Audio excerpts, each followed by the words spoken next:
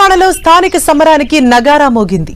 పంచాయతీ ఎన్నికల నోటిఫికేషన్ను రాష్ట్ర ఎన్నికల కమిషన్ విడుదల చేసింది. డిసెంబర్ 11, 14, 17 తేదీల్లో పోలింగ్ నిర్వహించనుంది.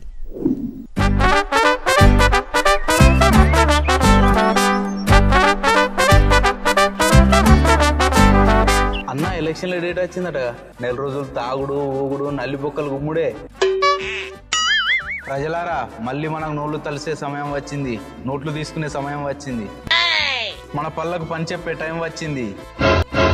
ఆడవాళ్ళకు చీరలు, మగవాళ్ళకు సీసాలు, పిల్లలకు ముక్కలు పెట్టే సమయం వచ్చింది. నాతో పాటు మందేసేది ఎవరు? నేను. నాతో పాటు డబ్బులు తీసుకునేది ఎవరు? నేను. నాతో పాటు ఈడ్చి ఎండబెట్టి కొట్టేదెవరు? మేము. నీ అయ్యా జనాలకు అటువంటి ఆలోచన లేకపోయినా నీలాంటి ఎదల వల్లే గెలికి మరీ తప్పుడు తువ్వలు తీసుకెళ్తారు. ఏరా రోజును మందేస్తావు కదరా, ఎవరి డబ్బులతో? నా డబ్బుతో. వారానికి 3 సార్లు మటన్ తింటావు కదరా, ఎవరి డబ్బులతో? అది కూడా నా డబ్బులతోనే అన్న. పండుగకు ఇంట్లో వాళ్ళకు బట్టలు కొంటావు కదరా, ఎవరి డబ్బులతో?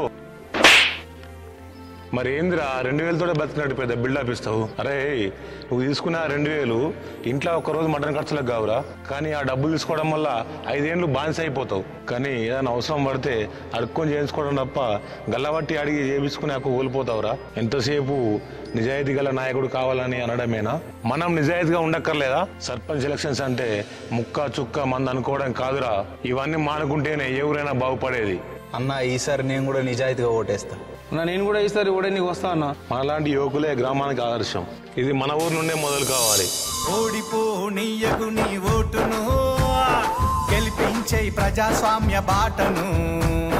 గట్టిగా పోనీయకు నీ ఓటును, పోదాం పద పోలింగు